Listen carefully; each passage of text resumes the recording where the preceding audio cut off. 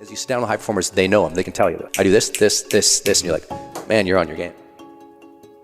And they're always probably looking to improve it. What I found was they get pissy if they're off it.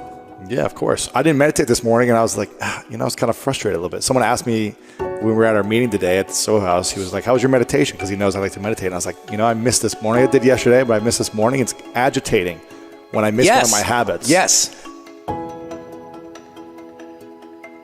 It's like, I need to get up earlier. And yeah. That is exactly what you just said.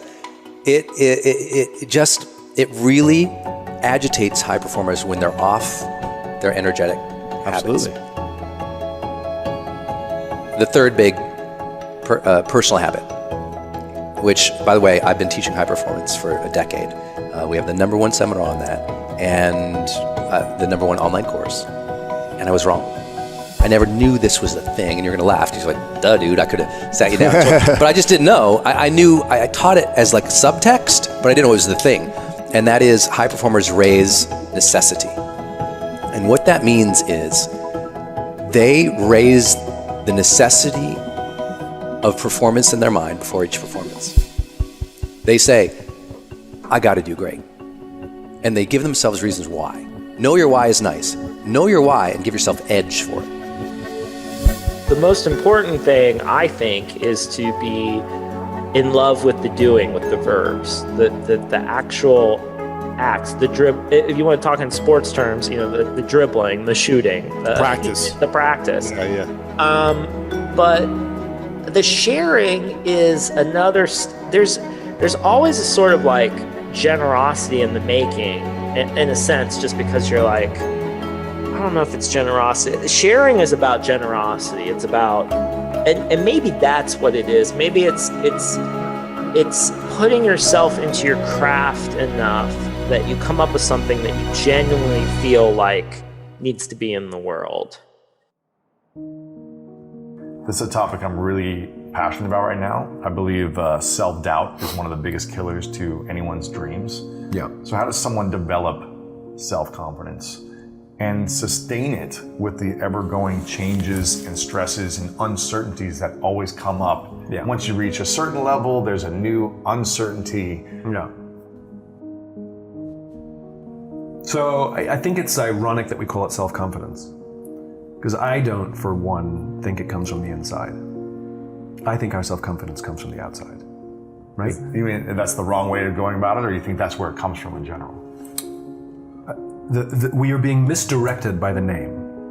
When we say build your self-confidence, that's the instruction is saying go inside, look inside oneself. Mm-hmm. But I think that's a false direction. Children aren't born self-confident. Their confidence is built from their parents and their friends and their teachers, where they're rewarded when they do well and they're pushed when they fail, when they can do better. Simply, we know this, that simply telling kids that they're great all the time actually doesn't build self-confidence, it actually does the total opposite, right?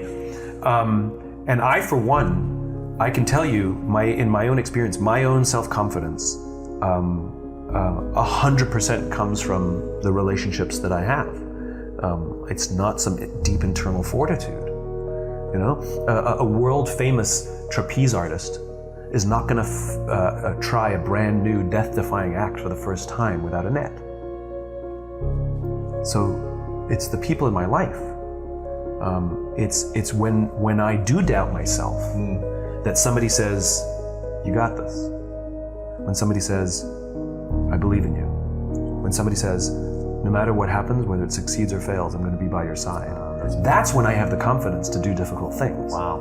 Right? I don't have some natural battery that just right. That to me is bravado. Yeah. I don't know if that's self-confidence. Being a huge risk taker is not an indication of self-confidence to me. Jumping out of a plane and jumping out of a plane with a parachute are two different things, right? Right. To me, self-confidence is measured, and there should be a degree of doubt.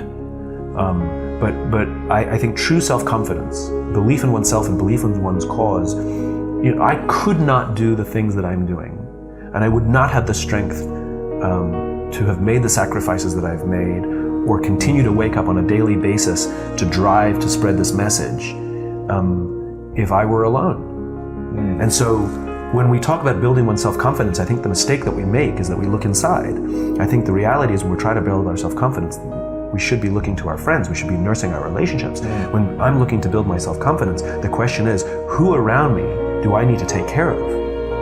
You know, the way we build our self-confidence is by helping somebody else build theirs. It's an act of, we will build our confidence with an act of service. But that's true not only in a broad sense that we're part of these tribes, like big tribes, what it means to be a Christian or to be American or to be Australian or whatever. But it's also true in the small tribes that we belong to, what it means to be a neighbor on this street, or a member of your local CrossFit gym, or to volunteer for a local organization. All of those tribes, all of those groups that you belong to have a set of shared expectations, a set of shared norms.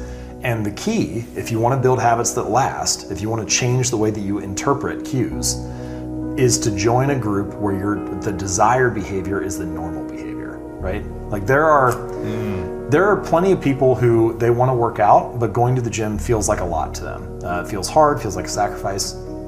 But there are also people who go to the gym every week and it's just normal. It doesn't feel like an obligation. That's the desired behavior is the normal behavior. It's their lifestyle. Right. Same thing for musicians, like if you want to learn an instrument, hang out with people who play all the time. Like if you hang out with a bunch of musicians, it's like, well, yeah, that's what we do all day. We play 4 days a week. We play 7 days a week because it just happens. That's what the tribe does. The caveat to this, and the thing that I don't see people mention a lot, is that the reason social norms influence our behavior so much is because we want to belong to the tribe. We want to be friends with those people. And so we don't want to lose the friendship or lose belonging over violating the norms. If there was a genie and a genie could grant you any one wish, but only one wish, what would you wish for? If it was only one wish, what would you wish for? Most people would say money or this or that, but you think learning is the key? I think a lot of people I think go being for, the Matrix, like downloading the Matrix. Yeah.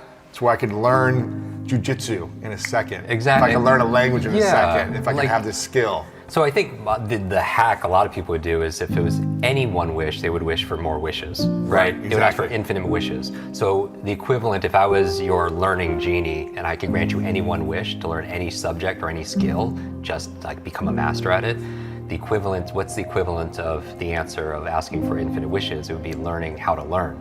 Because if you can learn how to learn, the world is yours, especially today, because nobody who's listening and watching gets paid for their brute strength, it's their brain strength. It's not your muscle power, it's completely your mind power. And the challenge is your brain doesn't come with an owner's manual, it's not user-friendly, and that's the reason why I wrote this book. But the Limitless Model is an explanatory schema, a framework for learning anything faster. And not only that, but really for accessing our human potential. Because I think if there's one infinite, limitless resource on planet Earth, it's human capability. There's no limit on our determination. There's no limit to our imagination. There's no limit to our creativity. And yet we're not shown how to be able to access that. And so this framework is a 3-part framework. And what I would offer everyone to do is, I love to turn this into like a little master class, make it really engaging. And so don't listen passively, because we don't learn through, the human brain doesn't learn through consumption, it learns through creation and creativity and getting involved in things. And I know a lot of us learn faster when we actually roll up our sleeves and do it. So I would encourage everybody as they're working out or cleaning the house or whatever they're doing at the same time to try to get involved in this. High performers seek clarity. And what that means for them is every situation they go into, they're seeking clarity and setting intention. And it's not like once in a while, they're doing it way more often. It's like, I've been blessed to work with Oprah Winfrey. When she has a meeting, at the start of every meeting, she asks, what's our intention here? What's the intention of this meeting? Not what's the agenda, what do I do? What's the intention? That's every meeting. So she's seeking clarity at the beginning of every meeting. That's why she's so amazing, right? If you think about her whole career, she was always trying to have people seek clarity on who they were so they could be themselves. That's what high performers are doing. if you watch old clips of like Kobe Bryant, he'll talk about like, I'm just a fan of all these people and I'm just stealing their moves and I'm trying to do the game better. And Kobe's he was one of those guys that grew up with VHS tapes, which makes it completely, the way I've had it explained to me is it's like when you can watch replays of other players, famous players, and watch their moves, you can study on the couch. Yeah.